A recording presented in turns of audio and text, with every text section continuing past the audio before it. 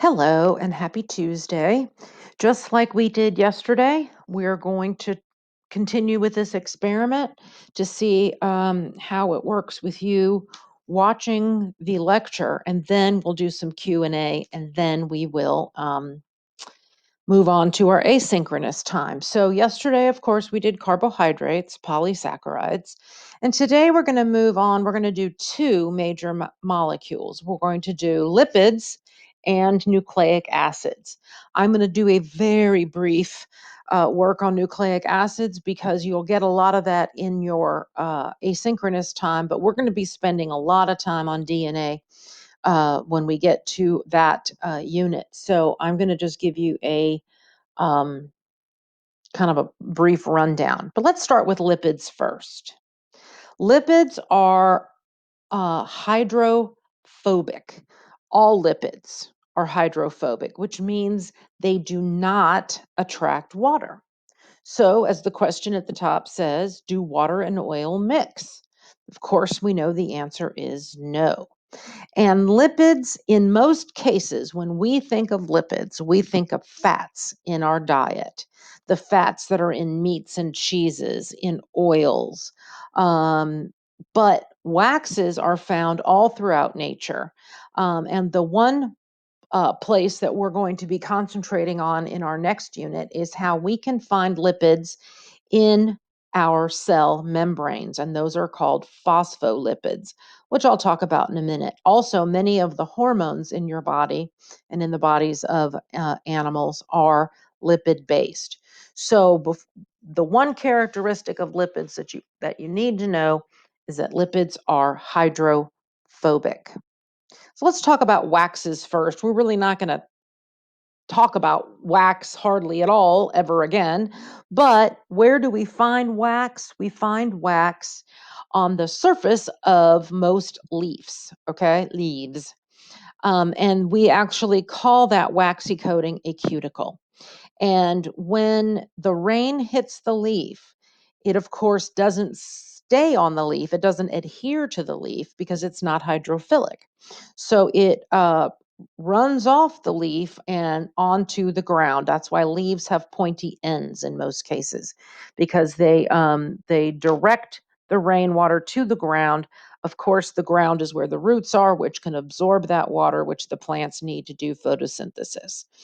You also find wax. Of course, the bees make the wax, and earwax. Another place where we find hydrophobic substances known as lipids is a class of molecules called sterols. Okay. And sterols, no matter what type of sterol they are, all have the same basic structure. They have four rings of carbon that are fused together, and they are typically three hexoses and then a pentose. Okay? So this says draw me. You may want to draw this. This is this shape of a sterol that we know as testosterone. See that sterone at the end?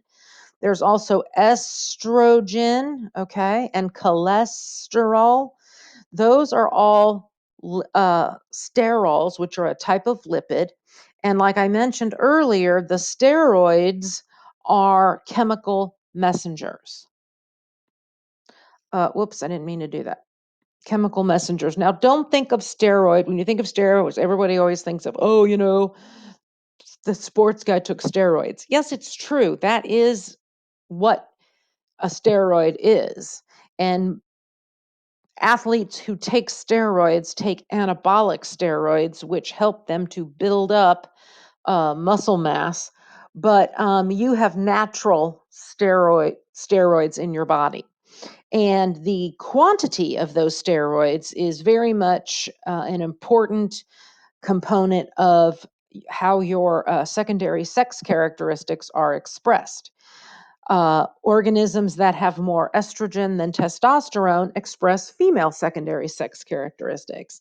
And of course, the opposite is true for males, which means that females have a little bit of testosterone and males have a little bit of estrogen.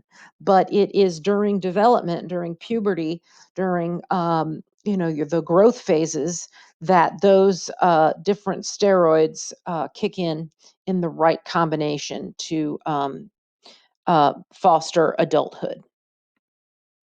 I mentioned phospholipids. Phospholipids are the lipid that is found in cell membranes. And we'll get into this in much more detail when we start studying the structure of cells. But as an intro, I want you to see that the cell membrane is kind of like a sandwich. The phospholipids have two parts. They have a hydrophilic head, which means that is attracted to water. So all these little gray spheres are the heads of the phospholipid, and they are attracted to the water on the outside, the extracellular space of a cell, and they're also attracted to the water on the inside of a cell where the cytoplasm is.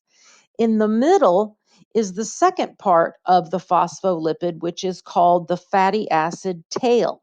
And the fatty acid tails are hydrophobic, they're water avoiding. So that's why they are here in the middle. So you get this bilayer. Here's one layer of phospholipids, and here's another layer of phospholipids. They're kind of upside down from the first ones because the fatty acid, the lipid part, is wanting to avoid water. And what that does is it prevents water from just rushing into the cell willy-nilly. The cell can control what substances get brought in and what substances leave based on the fact that there is this waterproof zone here in the middle. Now, this is actually what what we call the ball and sphere model of a phospholipid looks like. But you're going to see in a lot of things that it's just drawn with like a sphere here and then these fatty acid tails. So hydrophilic head, hydrophobic tail. And then let's talk about the fats. Okay, so we have 4 different types of lipids.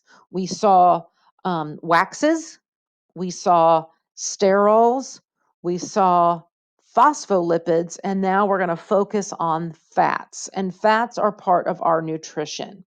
There are 2 main types of fats. The first are the saturated fats. These are solid at room temperature. Okay.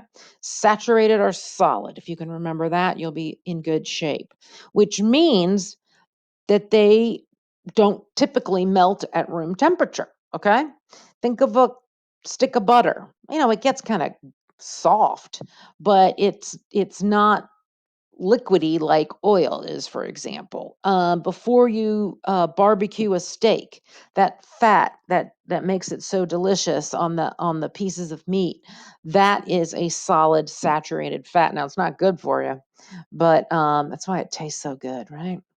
But the molecular structure of a triglyceride is if the word tri means 3, there are 3. I'm gonna see if I can use this pen. 3 um, fatty acids. There's 1, there's 2, and there's 3. Okay? And the saturated part means that it is saturated with hydrogens. Everywhere that carbon can make a bond with hydrogen, it's there. So this carbon has got 2 hydrogens. This carbon has got 2 hydrogens. This carbon is at the end has got 3 because remember, carbon can make 4 bonds, 4 covalent bonds. So there's 1 covalent bond between that carbon, and then there's 2, 3, 4. I'm not very good at this, am I? So that is why we call um, these triglycerides, because triglycerides have these 3 saturated fatty acids, and that's what makes them solid, okay? When you've got a stack of, let's say I've got a bunch of pencils, okay? A bunch of pencils. I, oops, stop that. Okay. I don't know what I'm doing. Okay. When I've got, okay. When I've got a bunch of pencils in like I can they're easily stacked, right? You can, or a bunch of logs, okay? You can stack them up really tight. And these fatty acids just stack one on top of another. So stacks make for solid. So saturated fats are stacks, and they stacks of fatty acids, and they are solid. Now, there's another type of fat, another type of triglyceride called an unsaturated fat.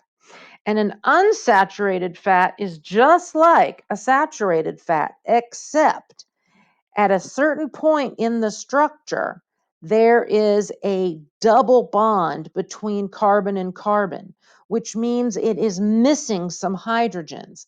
That causes the molecule to bend. And when it bends, it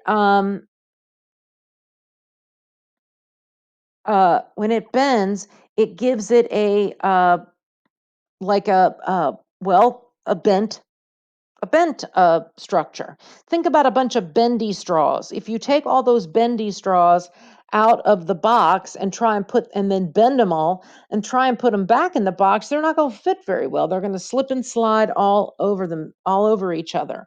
And that's why unsaturated fats are liquid at room temperature, because they're bent and they're not as easily stackable as the saturated. So here is the saturated fatty acid. Here's all the carbons and the hydrogens. Here's the unsaturated. And this says draw me. I would not do it right now during this lecture, but go back because that's a lot of C's and H's, but it'll really help you. Oops, that will really help you to understand and know the difference. Okay. Then what I'm going to do in my demo, the indicator test for, actually, I'm not going to demo this one because this is really easy to see right here. The indicator test for whether a fat is present is whether a brown paper bag turns translucent. So you can see here on this side, there was a drop of water. You still can't really see through the brown paper, but here you can. You know what? Yes, I'll do this demo in just a minute. You can see through it, okay? Light is passing through. That way we know lipids are present.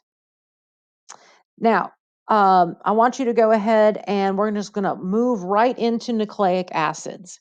Again, we're just going to be very brief on this. Nucleic acids are molecules that store genetic information and are involved in making proteins. There are two major types of nucleic acids, DNA and RNA. Okay? DNA is deoxyribonucleic acid. RNA is ribonucleic acid. I want you to notice a couple of things about the difference. The first difference you should be able to see is that DNA is a double helix. There's two strands wound together with the nucleotides bonded in the middle. RNA is only single-stranded. The other thing I want you to notice is that there are four molecules that make up the nucleotides or the nucleobases of DNA: thymine, cytosine, adenine, and guanine. Whereas RNA has uracil, cytosine, adenine, and guanine. A little bit of a different molecule making up this polymer. This is a monomer. This is a monomer. They're different monomers. 3 out of 4 of them are the same, but this one is a little bit different. The other reason how they are, the 3 of them are different, is that they actually have a different sugar, which we'll get into later. Now, another nucleic acid that you need to be familiar with is ATP, or adenosine triphosphate. ATP is a nucleic acid because it has these three, I'm not going to worry about this right now, but this is the energy molecule for all living things. So, but it is also a nucleic acid. Okay. I just want you to know that. Now, nucleotides are the monomers. Monosaccharides are the monomers of polysaccharides. Uh, lipids, really, the monomer of lipids are the fatty acids. And now we have the monomer of nucleic acids are nucleotides. Like we saw on the other slide, DNA has adenine, thymine, cytosine, and guanine. RNA has adenine, uracil, cytosine, and guanine. So if your DNA, your double helix. If your RNA, you're single. And the other thing about nucleic acids, and I want you to draw this is what the monomer looks like. The monomer has 3 different pieces. It's got a phosphate group, traditionally just shown as a little circle. It's attached to a pentose sugar. Pentose is a 5-shaped sugar. In deoxyribose, the sugar is, in deoxyribonucleic acid, the sugar is deoxyribose. In ribonucleic acid, the sugar is ribose. And then there is this base attached to the sugar. If the 4 bases in DNA are adenine and thymine, cytosine and guanine. Adenine always bonds with thymine. Cytosine always bonds with guanine. I know that's a lot of information, okay? But you're going to be reviewing these things in your asynchronous time. And of course, I'm available for any assistance. Now, we don't have an indicator test for nucleic acids because nucleic acids are in every single living thing. They're in animals, they're in plants. So there's always DNA present. If you're eating plant cells, you're eating DNA. If you're eating animal cells, you're eating DNA. So if you're eating food, then you're eating DNA. Okay. All right. I know that was a lot to absorb, but let's do our review, our Q&A, and then I'll show you that demo.